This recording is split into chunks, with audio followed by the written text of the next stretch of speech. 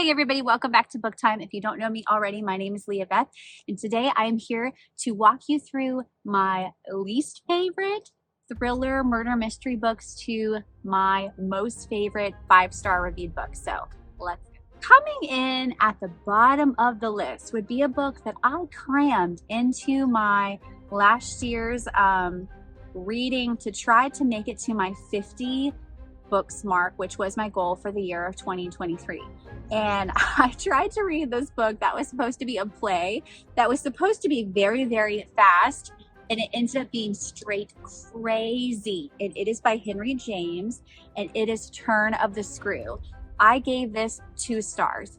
It was absolutely psycho. So we start in on this older home where there are 2 children living on this property, and they have been adopted by an estranged uncle because their parents died.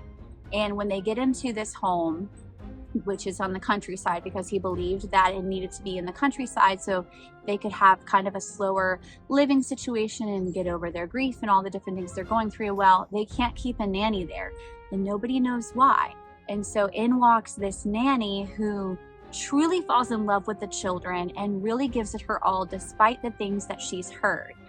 But then as the story unfolds, she finds out that there must be a very sinister reason why they cannot keep a nanny there. The book opens up at like this amazing, everyone's around the fire telling ghost stories kind of feel, and it's such a perfect book for fall, Halloween, but it just ended up being so like evil. I told my friends if the devil were to write a child's fairy tale, that's kind of what I feel like this book would be. So that gives it a very low ranking. Now, why did I give it a 2 and not a 1? I gave it a 2 because it's very atmospheric and very like gothic and dark, and you really get sucked into the characters and what they're going through. So I do feel like it did a good job in that respect. Sorry if you hear loud noises, I'm on my back porch. So I do feel like it paints a very clear, vivid picture of what someone would feel like if they lived there. She sees often from this very high terrace in the gothic mansion home she's in, like weird people that are walking through the gardens of the home. So it's got a very like Halloween-y vibe, and I did like it for that aspect. So I did give it a 2 star instead of a 1 star. The next book, which I didn't really love, and it sucks because my friend, I think it's Udette, really loves this book. She has her channel Leavers Adores, and I'm going to tag her below.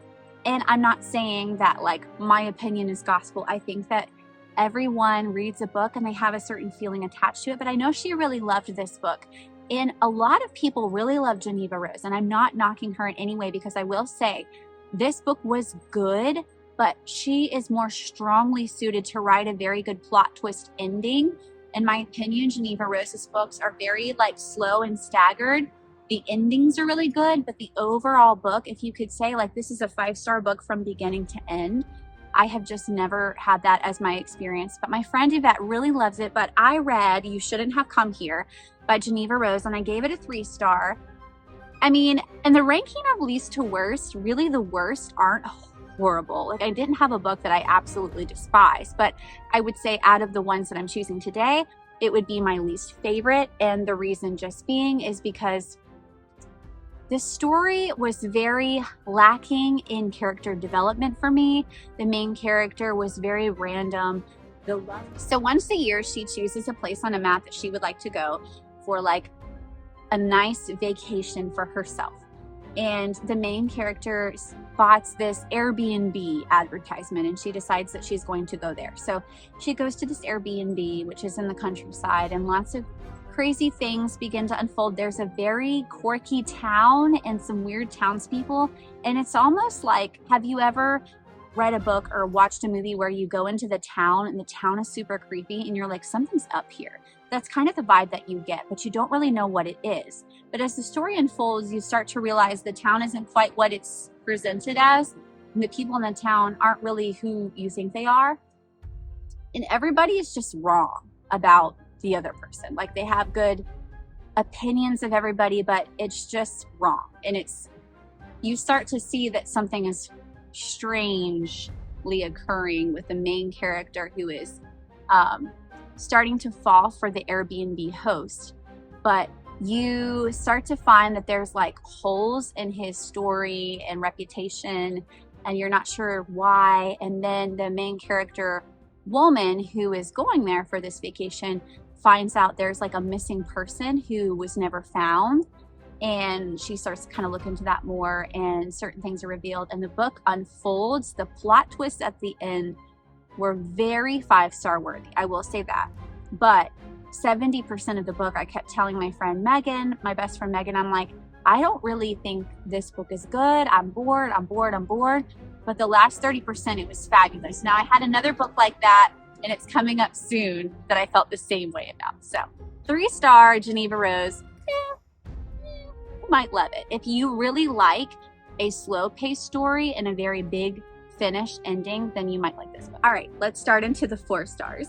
So 4-star at the bottom of my list, because we're going all the way up to 10, my favorite books that I love, it would be First Lie Wins by Ashley Elston. I really loved this book. What I really liked about it was it gives a different take on a murder mystery, because the person, usually with a murder mystery, you have someone who is sort of the victim, right? Well, in this book, the victim begins to turn the tables on people in a very sly way. And the main character is basically someone pretending to be someone else. She has these different aliases. So she works for someone to where she will put on an alias, a fake persona, a fake personality, and go and get a job with certain targets. Her boss will find certain targets and she will infiltrate their life in some way. And at the same time, she has a person that she's like falling in love with. So there's a lot of key things happening. What I really like about it is that she has to conceal so much of herself. However, she always tells some truths mixed in with the lie. But when she is on the spot, sometimes she has to go with the first lie that she tells.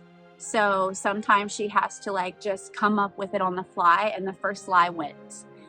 So the first lie she comes up with, then she has to build up one for her personality and alias. And it actually unfolds quite nicely. It's a very good book, a very good storyline. You really don't know what is happening. When the ending comes, you're super shocked. But I will say that this is a great book for women empowerment, to go from a victimizing situation to like taking your power back. I would say if I could put a blurb on this book, it would be watch her take her power back. Because that's kind of how I felt throughout the book. I was like, wow, she's doing some cool stuff. The next book I absolutely loved was actually recently adapted into a screenplay, and that movie will be featured next year, and that's Woman in Cabin 10 by Ruth Ware, and Keira Knightley is going to play the lead, which I love her. It's going to be so exciting. This book was really great. It follows this girl who experiences the trauma of having someone break into her home. She has some like different troubled past situations, but specifically like this happens to where she has someone break into her home. She begins to get so fearful and paranoid, and she struggles a lot with insomnia to the point where like she can't even survive. And so she works for a magazine, a travel magazine called Velocity. And she gets this job to where she has to go and write an article about this new cruise ship. It's a luxury cruise ship called the Aurora. And so she ends up securing her spot. She goes on this cruise ship, and she ends up getting beside another cabin 10. And she knocks on the door one day because she runs out of something. I believe it's mascara. And so she knocks on the door asking if she can borrow something from the other cabin. And the woman who appears at the door is like young in a Pink Floyd t-shirt, doesn't look like she belongs there, kind of looks a little off. And she remembers her. So flash forward to later, the person staying in cabin 10, they're like, well, there's no one there. And she's like, no, I know there's someone staying there.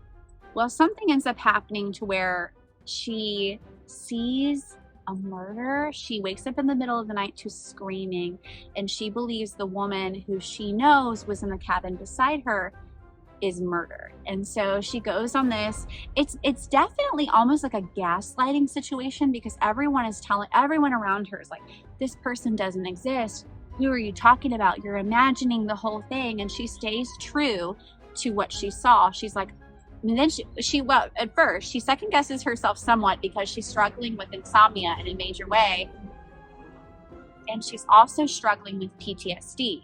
Well, people find this out and they use it against her. They're like, okay, well, you had a break-in, you have PTSD, you're struggling with insomnia, you're making all of this up, you're crazy. And so everyone in the ship is like gaslighting her, and it's a very stressful situation. But finally, some crucial evidence emerges. A body is found and everything starts to come into play. She feels finally like exonerated, and certain things take place that make it an absolute awesome story. So 4-star, I loved it. If I could say one critique about it, it would be that there were some lulls in the story to where not a lot was happening. So I do feel like a lot of writers feel like the expectation is to write really long books, and they don't always need to. So that's my only critique about the story. It could have been shorter. The next book that I loved is actually part of my friend Gwen's Patreon. We did a bring your own book discussion group, and the book that I chose, it had to be a backlist book. And I chose Riley Sager's Final Girls, which I believe was his actual first debut mystery book, and it was really good. I didn't think I was going to enjoy it because a lot of people said it wasn't their favorite, but it follows a girl named Quincy. And in this story, Quincy is a final girl, a horror term for the lone survivor in any kind of situation where there's a massacre. So what happens is Quincy has had this huge trauma and she has memory loss. And so the whole story is kind of about her trying to regain pieces of her memory. And some people believe she is intentionally forgetting or faking, and some people believe that she really is going through trauma. But a catalyst happens when another final girl meets her, and they've both been through similar situations. And the girl who is not the main character pushes the main character to look more into herself to try to find the missing pieces of the puzzle. The way this story unfolds was wonderful. I do believe that Riley Sager, like Geneva Rose, they're very good at plot twists and the ending exploding in your face. And I really enjoy this. It was a really great book and a 4-star. I would liken this book to kind of watching like an old-timey scary movie like Scream or something, in the way that it kind of created that type of atmosphere and like, you know, what's going to happen? Will she remember? She has flashbacks. And then you're taken like to that place. So I love how it does flash forward, flashback, and you kind of get to experience her trauma with her. And so in that way, it's kind of like a scary movie. Behind Closed Doors by B.A. Paris was a book that I read last year. And to this day, the last sentence of the book is the creepiest sentence I've ever read in any mystery book ever. This book is a psychological thriller, and it takes you on a crazy journey. So in this book, you have someone that has a sister with Down syndrome and has just a lot of problems in her life. And then you have a young, trust fund, nice, perfect man who comes into the scene and whisks her away and falls in love with her. But not everything is as it seems behind closed doors. It's not as perfect as you would imagine. Well, the main character begins to see how her new love interest is extremely, extremely, extremely controlling. She doesn't understand why she can't do anything. She can't have a phone. She can't go anywhere. She can't meet with her sister alone anymore. He follows her everywhere, and she becomes less of his love and more of his victim/hostage. And her sister with Down syndrome starts to realize something is wrong. And the story begins to really unfold, because there are a lot of things that are hidden from the surface of all of these. You know, he lives in this wealthy community with all these people of status, and some things that like you wouldn't expect begin to surface about his character and even about his past. And I guess to give you like a mini spoiler, if you don't want this spoiled right now, skip ahead. A mini spoiler would be that he likes to punish people. So I encourage you to read this story. It is such a great story. Read to the end. I loved it. 5-star. The next book that I read, funny story, I actually read it when my husband was not with me. He was out of town, and so I listened to it on audio, which I highly recommend, by the way. I listened to this book on audio, and it was absolutely fabulous. You felt like you were in the house. You felt like you were the victim. It was so great. This story sounds like the cheesiest thing ever. My friend Hannah from A Teacher's TBR says, a slice of cheese. This was like the cheesiest kind of scary movie idea, but it actually ended up being so good. So the story starts with this girl she's house sitting for someone on a beach. She's in a secluded area. She has one other neighbor who's really far away, and kind of a creepy element is that the neighbor and her never meet. She has a telescope and they talk to each other and play hangman by looking in the telescope and like talking, and they leave notes for each other on a whiteboard. Super creepy. I loved it. So this book starts with her house sitting, and she's an avid reader. She begins to read this book and she one-stars it, and she leaves like a really crappy review for the author. Well, the author like writes her back and is super angry and was like, you have one chance to take this down. And she's like, no, I'm not going to be bullied. I'm not going to take this down. And basically he threatens her, like, if you don't take this down, I'm coming for you. And he does. He literally does. The story is that this author tracks her down and finds her and toys with her. And it is just the most incredible story. The way that it ends, you never would guess it. There are actually multiple villains, and the story just unfolded so well. It was just the best story I've read in a while as far as being kind of cheesy. What do they call them? Like popcorn thrillers. I think that's what Frida McFadden is kind of known for. This was definitely like a popcorn thriller. Like you're just like, this is so cheesy, but I'm eating it up. So I highly recommend, 5-star, and I highly recommend the audiobook. In my opinion, this is like a book lover's thriller because it's based around books and book reviews. How great is that? So coming in at the book right before my #1 favorite thriller is A Girl's Guide to Murder, A Good Girl's Guide to Murder by Holly Jackson. This book was so incredible.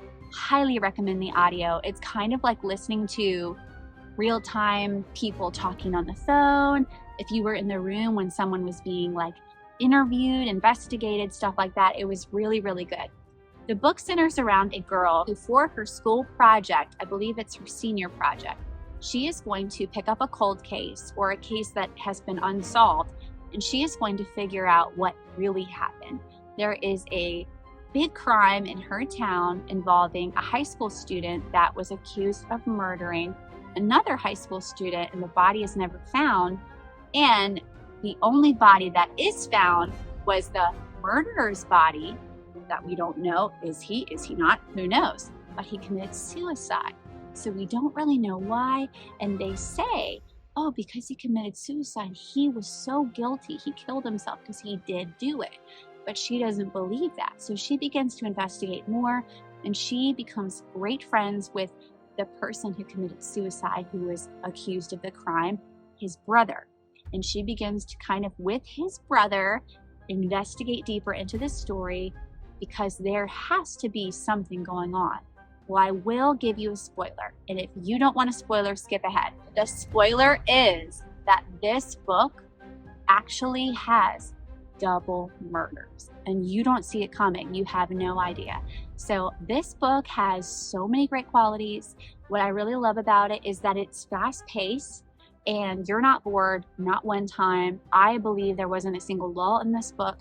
This girl kicks butt. She goes in and she finds all the pieces of crucial evidence that the cops missed, that investigators missed. And with her friend, which is the suicide victim's brother, they begin to unearth all of these crucial pieces of evidence, things people missed, and she begins to solve the puzzle and figure it all out. It is incredible the way that she does. The way this book unfolds, the way it's paced, just 100% one of my favorite murder mysteries ever. Surprisingly to me, it's YA, and I did not expect a YA criminal book to be, like Criminal Minds type of book to be this exciting, but it really is. So you have to go check it. Drum roll! Number one book that I absolutely loved, top tier, the final, the best, the greatest, my opinion, thriller book that I have read with a paranormal aspect is The House Across the Lake by Riley Sager. I read this book last year and I fell in love with it. It was the first book I had ever read where I could not predict the ending at all. I felt like the book was well paced. It was interesting. It had a famous person trope in it, which I think people really like and appreciate. There was mystery. There was a woman that was drowning one day and you're like, where did she come from? Who is she? And so many great elements in this book. The story unfolds with a actress that is getting a lot of negative feedback in the press right now, specifically around what they say is alcoholism. She has recently lost her husband, who was a director, and she's very distraught, and she's been drinking herself into an oblivion, but nobody really knows. And so she goes to her family's lake home, and she's trying to get some R&R. And one day she's sitting out on the dock and she sees that a woman is drowning. She saves that woman, and that woman ends up being a very famous model. And you're like, oh my goodness, awesome. So we get to have two famous people coming together, meeting. As they become good friends, she starts to find that there are issues and strange occurrences in the house across the lake, which is the other house that the friend she saved from drowning lives in.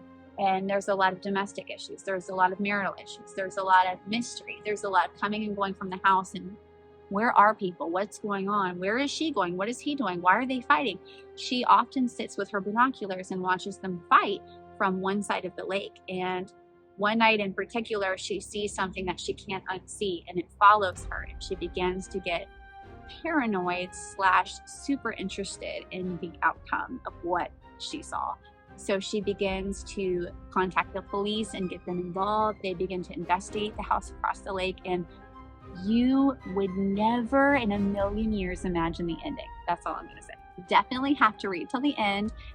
This book definitely has a paranormal aspect, so I do want to warn anyone who wants to be careful with that. Now, that's not typically what I read, to be honest with you. However, I do find that I appreciate it somewhat in books because it is not usually predictable. So I encourage you to read this book. I hope you enjoy it as much as I did. And that concludes all of my 10 favorite murder mystery books. And I hope that you enjoyed them, ranking them from my least favorite to my most favorite. And I will see you back next time for another video. Bye-bye.